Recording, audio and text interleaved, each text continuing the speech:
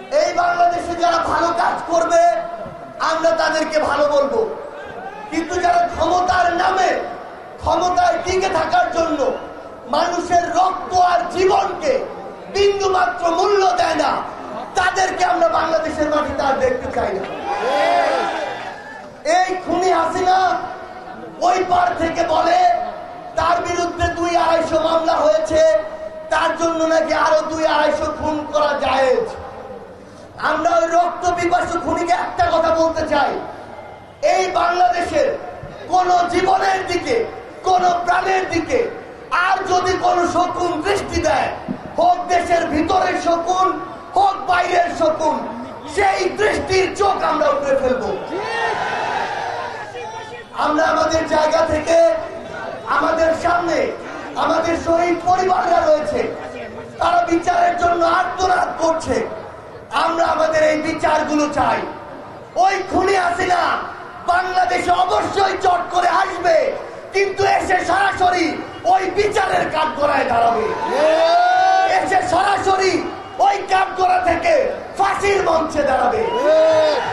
আমরা আমাদের জায়গা থেকে একটি স্পষ্ট কথা বলতে চাই, আমাদের এই বাংলাদেশে অবশ্যই যৌক্তিক সময় নির্বাচন হবে, কিন্তু তার পূর্বে এই খুনি হাসিনা যে আমাদের সিস্টেম গুলোকে ধ্বংস করে দিয়েছে, সেই সিস্টেম গুলোর একটি সংস্কার করতে হবে। আমাদের এই বাংলাদেশ আর কোন নতজানু পররাষ্ট্রনীতিতে বিশ্বাস করে না। আমরা চোখে চোখ রেখে আমাদের পররাষ্ট্রনীতি ঠিক করব। পৃথিবীর যে কোনো পরাশক্তি যদি বিন্দু মাত্র চিন্তা করে যে তারা বাংলাদেশকে ডমিনেট করে কোনো পররাষ্ট্রনীতি নির্ধারণ করবে, আমরা বলি সেই পররাষ্ট্রনীতি আমরা ছুঁড়ে ফেলে দিব। আমরা আমাদের জায়গা থেকে আপনাদেরকে একটি আহ্বান জানাই, আমরা জুলাইয়ের ঘোষণাপত্রের কথা বলেছি, আপনারা রক্ত দিয়ে জীবন দিয়ে এই অভ্যুত্থানকে সফল করেছেন। এই অভ্যুত্থান সংবিধানের একটি গুরুত্বপূর্ণ জায়গায় স্বীকৃতি থাকতে হবে। এই অভ্যুত্থানের স্বীকৃতি সংবিধানে লিপিবদ্ধ থাকতে হবে। এই 24-এ যারা জীবন দিয়েছে, আমার শহীদ ভাইরা যারা রক্ত দিয়েছে, আমাদের আহত যোদ্ধারা, তাদের স্বীকৃতি এই ঘোষণাপত্রে থাকতে হবে। যেই প্ল্যাটফর্মকে সামনে রেখে ফ্যাসিস্ট বিরোধী পুরো বাংলাদেশ ঐক্যবদ্ধ হয়েছিল, সেই বৈষম্য বিরোধী ছাত্র আন্দোলন, এই প্ল্যাটফর্মের নাম স্বর্ণাক্ষরে ওই ঘোষণাপত্রে থাকতে হবে। বিগত বছরগুলোতে যারা ত্যাগ তিতিক্ষার মাধ্যমে এই অভ্যুত্থানের প্রেক্ষাপট তৈরি করেছে, যারা জীবন দিয়ে রক্ত দিয়ে নতুন শব্দ দেখে নতুন স্পিরিট দিয়ে এই বাংলাদেশের জন্য লড়াই করেছে, তাদের স্বীকৃতি এই সংবিধানে থাকতে হবে। আমরা আমাদের জায়গা থেকে স্পষ্ট করে একটি কথা বলি, আমাদের এত রক্তের জীবনের বিনিময়ে যেই আমাদের এই অভ্যুত্থান এবং সংগ্রাম, এই অভ্যুত্থানের স্পিরিটের আমাদের শব্দগুলোর ওই ঘোষণাপত্রে লিপিবদ্ধ থাকতে হবে। আমরা বাংলাদেশের সকল রাজনৈতিক দলকে শুধু একটি কথা বলি, বিগত 16 বছরে আপনারা ঐক্যবদ্ধ হতে পারেননি দেখেই ওই খুনিদেরকে আমরা দেশ থেকে বিতাড়িত করতে পারিনি, কিন্তু এই অভ্যুত্থানে আমরা ঐক্যবদ্ধ হতে পেরেছিলাম বলে আমরা খুনিদেরকে দেশ থেকে ঐক্যবদ্ধ ভাবে তাড়িয়েছি।